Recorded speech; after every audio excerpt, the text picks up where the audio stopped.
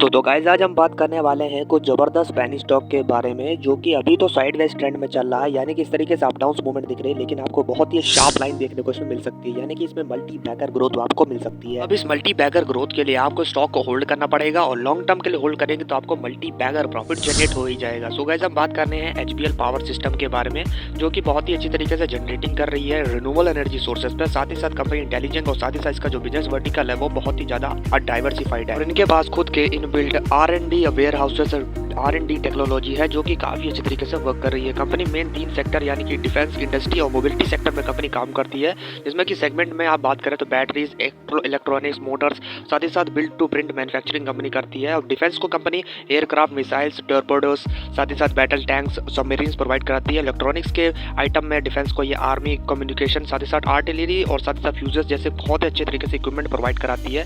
Company का battery segment की बात की जाए तो इंडस्ट्री को काफी अच्छे तरीके से कंपनी बैटरी भी प्रोवाइड करती है, साथ ही साथ बैटरी चार्जर्स जो कि एनर्जी स्टोरेज के लिए काफी अच्छे तरीके से काम आते हैं वो भी प्रोवाइड कराती है इंडस्ट्री सेक्टर को। साथ ही साथ कंपनी मोटर में एनर्जी सेविंग मोटर यानी कि IE4 जो कि लेटेस्ट मॉडल है उस पर वर्क कर रही है।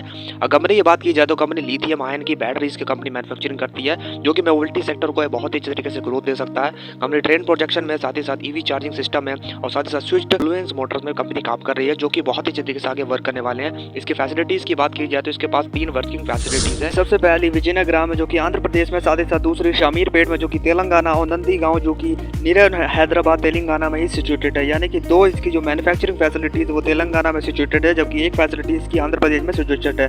काफी अच्छे तरीके से कंपनी वर्क कर रही है। 76% का इसका जो रेवेन्यू है वो बैटरी सेगमेंट से, इलेक्ट्रॉनिक जो कि रेलवे के लिए मैन्युफैक्चर कर रही है उससे 11%, सबसे ज्यादा डिफेंस से इसका 11% का रेवेन्यू आता है, यानी कि रेवेन्यू का सोर्सेज काफी ज्यादा अच्छा है। तीनों ही सेक्टर एक बहुत ही अच्छे तरीके से बूम आपको दे सकते हैं जो कि 76, 11 और 11 के परसेंटेज में काफी अच्छे तरीके से डाइवर्सिफाइड है। सो गाइस यहाँ से इसको एक मल्टी बैगर ग्रोथ मिल सकता है क्योंकि कंपनी बैटरी सेगमेंट में काम कर रही है जो कि ईवी चार्जिंग स्टेशन के रूप में काफी अच्छे तरीके से यूज हो सकता है। सो गाइस इसके मल्टी बैगर ग्रोथ देने के चांसेस है, चाहे तो आप इस स्टॉक को कंसीडर कर सकते हैं। और कंपनी का फाइनेंशियल अगर आप देखेंगे तो रेलवे इलेक्ट्रॉनिक में बहुत ही अच्छे तरीके से कंपनी वर्क कर रही है, साथ ही साथ कंपनी जो है एफर्ट लगा रही है इंडियन प्राइवेट रेलवेज में, साथ ही साथ डिफेंस में आप दे सकते हैं कॉमन मैन्युफैक्चरर है जो कि किलोवाट के हिसाब से काफी अच्छे तरीके मैन्युफैक्चरिंग कर रही है।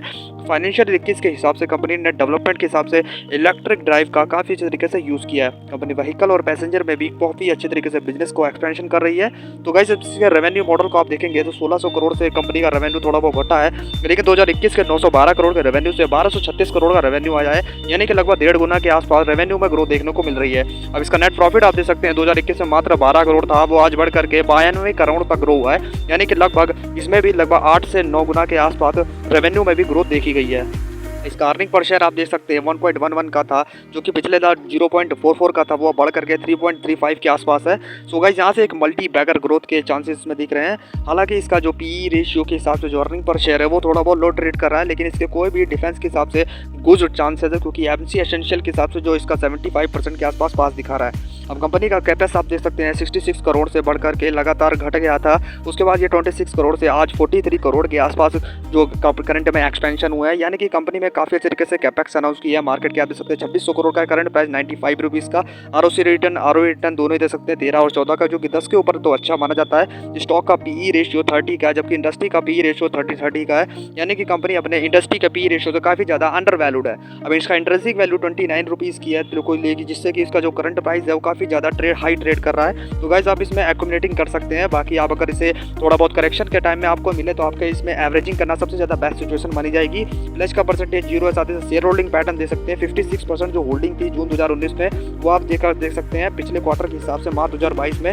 58% तक इंक्रीज हुई, यानी कि कंपनी के ग्रोथ के चांसेस तो बहुत ही ज्यादा है रिन्यूएबल से। अगर आप चाहे तो स्टॉक को कंसीडर करें। ये वीडियो सिर्फ एजुकेशन पर्पस के लिए, तो इन्वेस्टर हम प्लेस पर करें। साथ ही साथ अगर आपको वीडियो पसंद आई वीडियो को लाइक करें, चलो सब्सक्राइब करें। आपने अभी तक अपना डीमैट अकाउंट नहीं खोला है तो लिंक दिए है डिस्क्रिप्शन कोड से इंडिया के नंबर 1 ब्रोकर से आप अपना डीमैट अकाउंट खुला सकते हैं। साथ ही साथ आप हमारे टेलीग्राम चैनल को फॉलो कर सकते हैं, तो लिंक में दिए हुए डिस्क्रिप्शन कोड को जरूर चेक कर लीजिएगा।